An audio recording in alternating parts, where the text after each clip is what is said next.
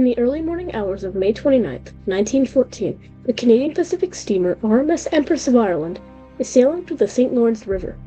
Only a few hours earlier, the ship departed the city of Quebec with 1,057 passengers and 420 crew on board. At some time around 1:30 a.m., Captain Henry George Kendall notices the lights of a ship a few miles ahead. It is the Norwegian Collier SS Storstad, bound for Montreal. Not long after, a dense fog bank rolled in, so thick that the two vessels could not see each other. Later, the fog had cleared and the Empress continued on. But just then, the Storstad's bow emerged from the clearing fog and smashed into the Empress on her starboard side, in between the first and second funnel. In only 14 minutes, the ship capsized and sank with a loss of 1,012 people.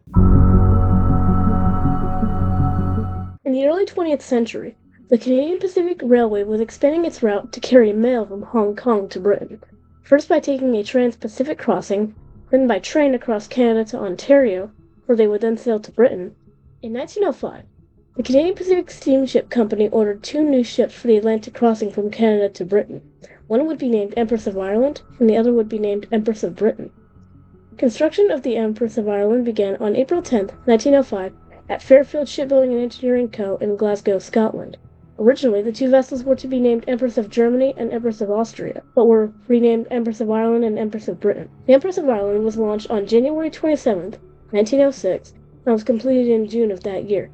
She was a decent size for the time at 14,191 gross-registered tons and 570 feet or 170 meters long. She could accommodate 1,542 passengers and 373 crew. Both vessels were powered by 2 sets of quadruple expansion steam engines that drove twin propellers at a top speed of 18 knots. She was equipped with a double-bottom keel, and her hull was divided into 11 watertight compartments, in which 2 of them could be breached and the vessel would not sink. In between each of the watertight bulkheads were watertight doors, which, unlike on other ships, could not shut automatically, which would play a role in the coming disaster. More on that later. In May of 1906, Empress of Ireland's older sister, the Empress of Britain, departed Liverpool bound for the city of Quebec. On June 29, 1906, the Empress of Ireland then sailed her maiden voyage from Liverpool to Quebec. Over the next 8 years or so, the Empress had a fairly uneventful career, until May of 1914, that changed her fate forever.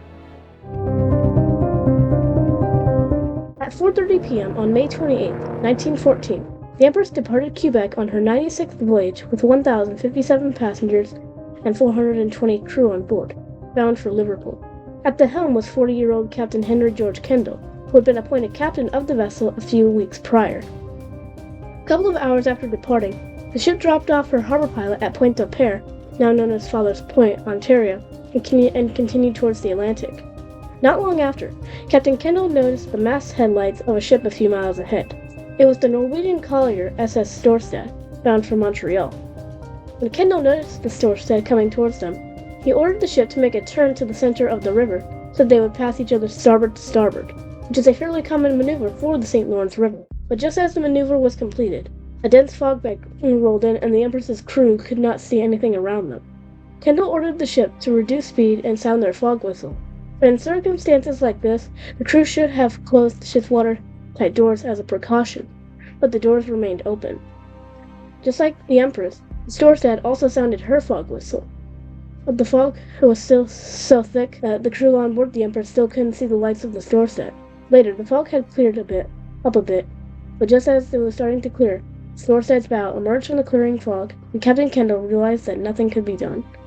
At 1:56 a.m., the Storstad's sharp bow smashed into the Empress midship in between the funnels. Just after the collision, Kendall signaled to the captain of the Storstad to keep the ship inside the hold edges made in order to slow the flooding. But due to the Empress still moving forward and the river current, Storstad would be pushed free from the Empress and allowed 60,000 gallons of water to flood the Empress per second. The ship immediately began to list heavily to starboard and began to settle by the stern. And due to the fact that the watertight doors were open, the water had free rein to flow out through the ship. The ship's engine room began rapidly flooding, and just 5 minutes after the collision at 2:01 a.m., all of the ship's power went out, plunging the ship into darkness, meaning anyone still inside the ship would have a very unlikely chance to escape. For those who did manage to get up on deck, there was another problem.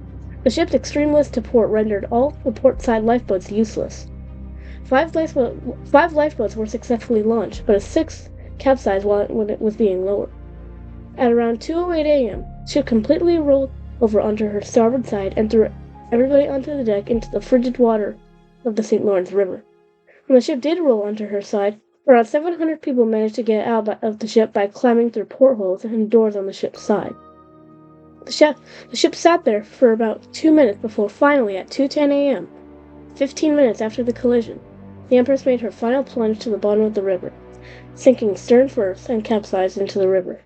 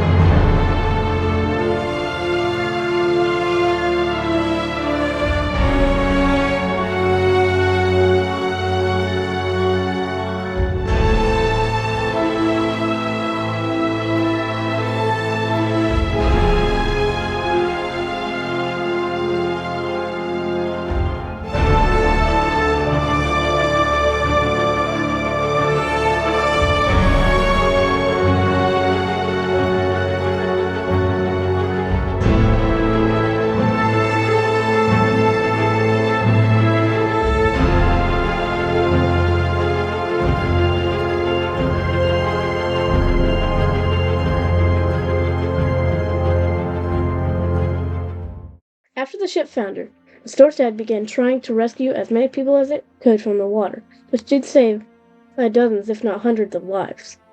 At 2:30 a.m., 20 minutes after the ship foundered, the pilot boat Eureka arrived on the scene and rescued some survivors from the water. At 3:45 a.m., the steamer Lady Evelyn arrived and took some of the survivors who were picked up by the Storstad. The Storstad limped into Montreal with her bow crushed in, but she managed to survive. She would continue service for a few more years until she was torpedoed and sunk during the First World War. After the disaster, an inquiry was held to figure out who was to blame. Majority of the blame did go to the Storstad for trying to pass the ship port to port, when in reality they were supposed to pass starboard to starboard. But some of the blame did go to the Empress's crew for not shutting the watertight doors when the fog rolled in, but no one was convicted of any crime.